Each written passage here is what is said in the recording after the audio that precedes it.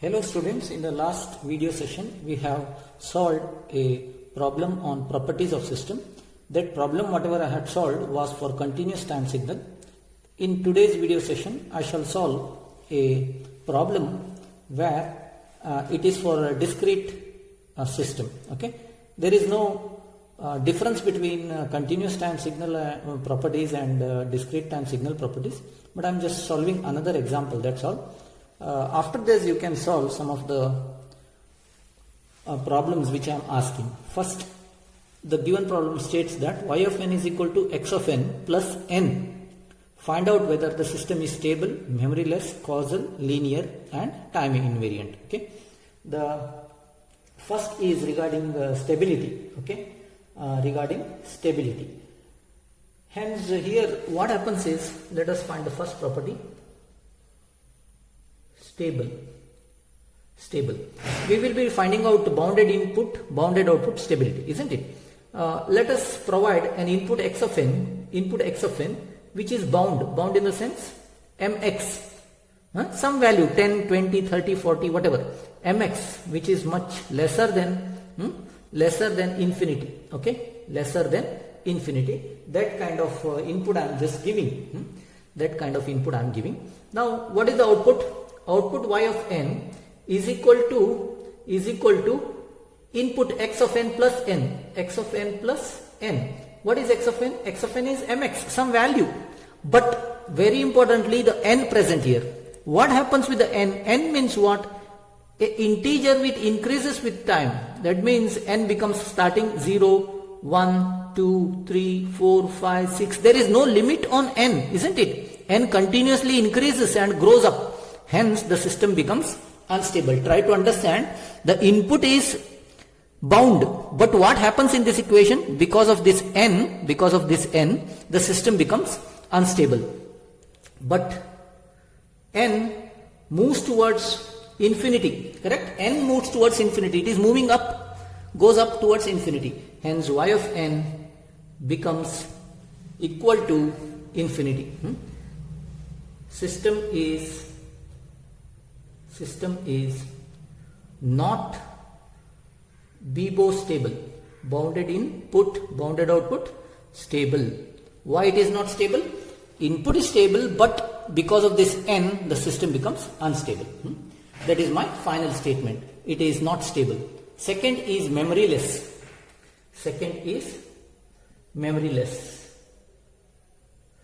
I shall find whether the system is memoryless. Yes.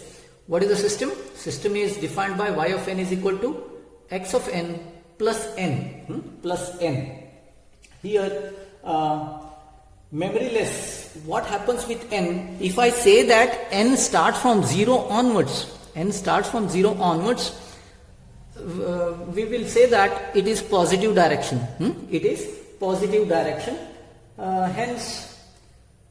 Hence, what happens here? The output only depends upon the input, not on the past or future values, isn't it? Y of n depends only on present input x of n, not on past or future. That means x of n plus 1 or x of n minus 1. On those two factors it doesn't depend. Hence, y of n is memoryless. System is, as I told you, try to bound this answer. Y of n is memoryless. It doesn't require memory. The third step here is to find the causality.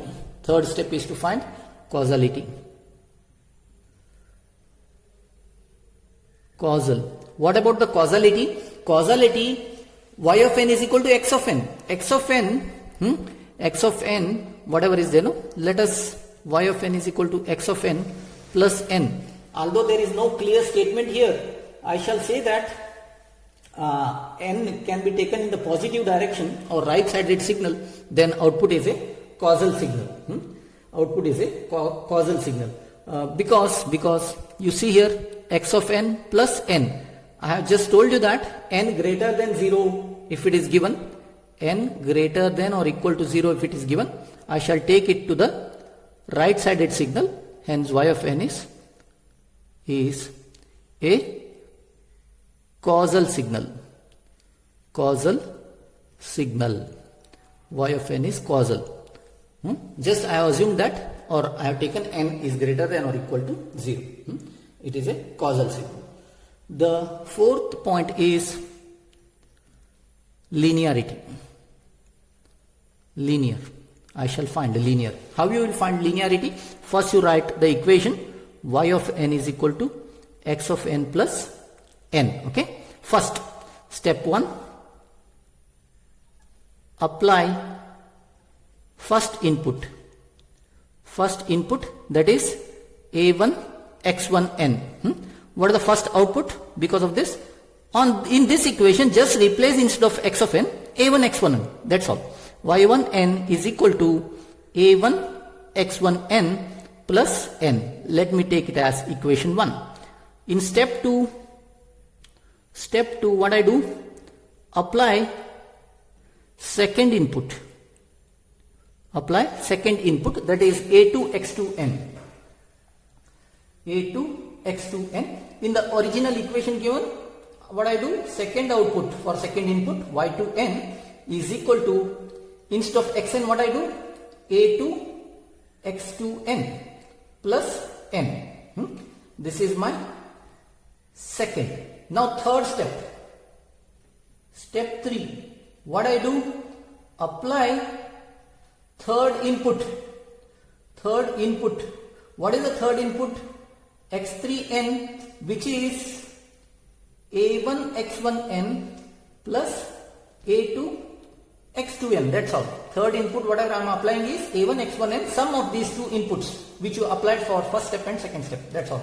Now y3 of n is equal to third input x of n, that is a1 x1 n plus a2 x2 n plus n. You see here, please see this. This is my x3n, third input. Third input, that's all. This one. Now, what exactly is this? Okay, let me evaluate y1n and y2n.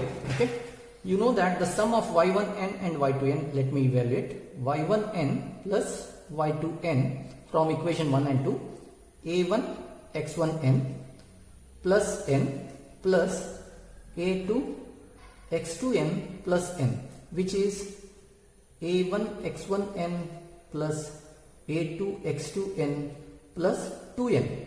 Hence y1n plus y2n is not equal to y3n. Why not equal to y3n? Because y3n is a1 x1n plus a2 x2n plus n. Here it is 2n. There is a difference. Hence this implies system is not linear. System is not linear. That's what is the final conclusion. System is not linear. Okay, and it is in the next slide I shall solve the last or fifth point, that is time invariance property. Okay, now let us go to the next slide. Okay, let us continue with the problem. The fifth property, that is time invariance, let us evaluate that. You know that in time invariance there are two steps. Step 1 is about shifting input. What you are doing is, in the given equation, wherever x of n is there, in place of x of n you are substituting it with x of n minus n naught. This is called as input. X of n is input, you are shifting it by n naught. Now for the present given equation, y of n is equal to x of n plus n, isn't it? I shall evaluate this. First function I shall call f1. I am evaluating y of n is equal to, instead of x of n what I do? X of n minus n naught plus n. This is first equation. Please see that in the given equation y of n is equal to x of n plus n, only input is touched, only input is changed. What way it is changed? It is shifted by n naught unit. That's all. This is first function. Second step, step 2. Step 2 is shifting what? Time.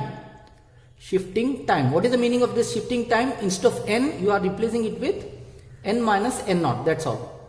Now, let us consider the given equation, that is y of n is equal to x of n plus n. I will evaluate the second function f2. Here you are finding out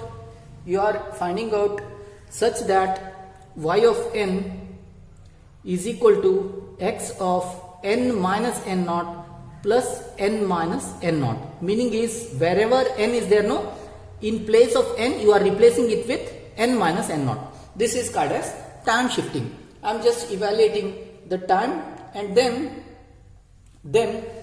let us see these two.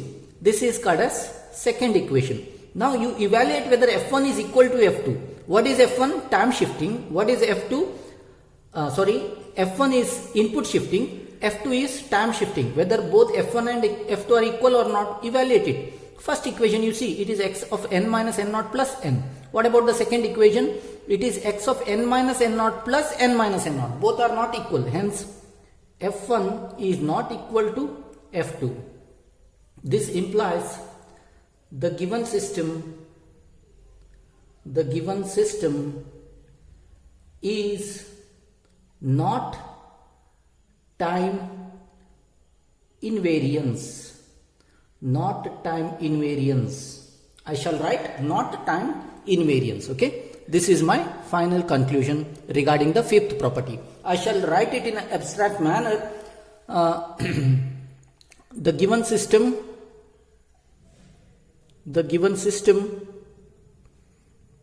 y of n is equal to x of n plus n is first point not stable.